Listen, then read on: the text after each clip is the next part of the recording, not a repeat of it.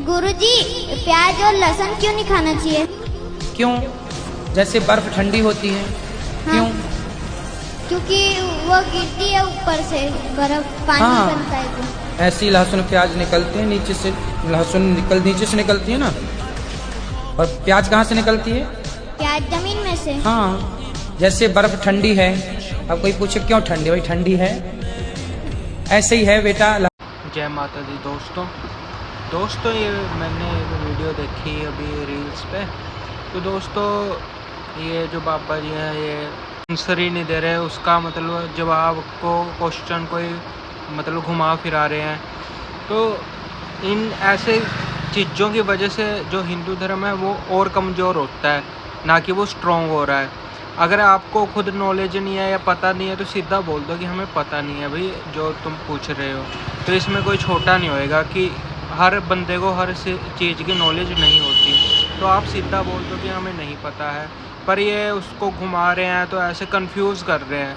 तो ऐसे तो मतलब हिंदू धर्म स्ट्रॉन्ग नहीं हो सकता कि अगर आपसे कुछ किसी ने कुछ पूछा है तो मतलब उसको कंफ्यूज ही कर दिया, अपना क्वेश्चन ही उसका वो कर दिया, इग्नोर ही कर दिया एक तरीके से।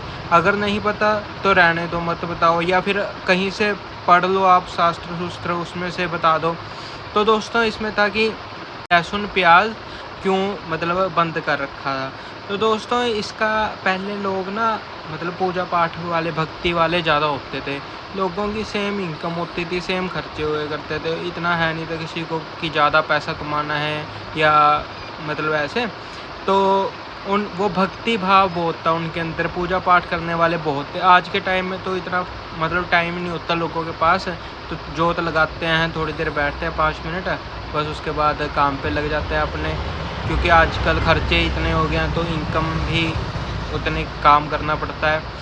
तो दोस्तों, पहले इसलिए बंद किया जाता था, पहला कारण तो ये है कि लहसुन प्याज अगर आप कच्चा खाते हो ना तो आपके मुंह से थोड़ी देर तो स्मेल ही नहीं जाती। तो आप उसको बैठ के मतलब एक, तो आप अगर जैसे मंदिर में बैठे हो, कोई पूजा पाठ कर रहे हो, तो आपके मुंह से स्मेल लगती है। एक कारण तो ये था। और दूसरा कारण ये है दोस्तों कि जैसे ना अगर कोई बंदा पूजा पाठ में बैठ रहा है, जैसे कहते हैं कि पाठ में, या जैसे नवरात्रों में मतलब बंद कर देते हैं लहसुन प्याज खाना, क्योंकि नवरात्रि में 9 दिन लगातार माता की पूजा होती है। डेली बंदा पाठ करता है, पूजा करता है बैठ के, काफ़ी देर बैठ के, तो उसमें बंद कर दिया जाता है। क्योंकि ना जो लहसुन और प्याज अगर आप उसको खाते हो ना तो आपके पेट में ना गैस बनने लग जाएगी। तो आपका भक्ति को छोड़ के, पूजा पाठ को छोड़ के सारा ध्यान तो आपका पेट पे रहेगा, अपना फोकस। तो इसलिए कहते हैं कि पूजा पाठ के समय उसको मतलब इग्नोर कर देते हैं, खाते नहीं है लहसुन प्याज को, इसलिए बंद किया गया है। क्योंकि वो तामसिक उसमें आ जाता है ना। तो अगर वो मतलब आप खाओगे तो आपके पेट में थोड़ा जलन सी होने लग जाएगी, थोड़ा गैस बनने लग जाएगी, तो आपका पूजा पाठ की तरफ ध्यान ही नहीं रहेगा। बस ये छोटा सा कारण था इसका, और इन्होंने मतलब इसी बात को इतना घुमा दिया कि वो बंदा ही कन्फ्यूज़ कर दिया, बच्चे ही कन्फ्यूज़ कर। अब आज के टाइम में तो सभी खाते हैं लहसुन प्याज। आजकल तो लोग नॉन वेज नहीं छोड़ते, लहसुन प्याज तो बहुत छोटी चीज़ है उसके आगे। तो मतलब जब पाठ करते हैं या पूजा पाठ में जब बैठे होते हैं तब लोग उसका मतलब थोड़ा दूरी बनाते हैं लहसुन प्याज से, क्योंकि फिर उसमें ध्यान अपना एकाग्रता नहीं रहती, ध्यान उसी पे जाई जाता है, बार बार पेट पे ही जाई जाता है। वरना अब जैसे लहसुन है, लहसुन तो जैसे अगर किसी को कोलेस्ट्रॉल की बीमारी है, ठीक है, या किसी का खून बहुत गाढ़ा है, तो उसको तो लहसुन ज़रूरी है, उसको तो खाना ज़रूरी है, ठीक है जी।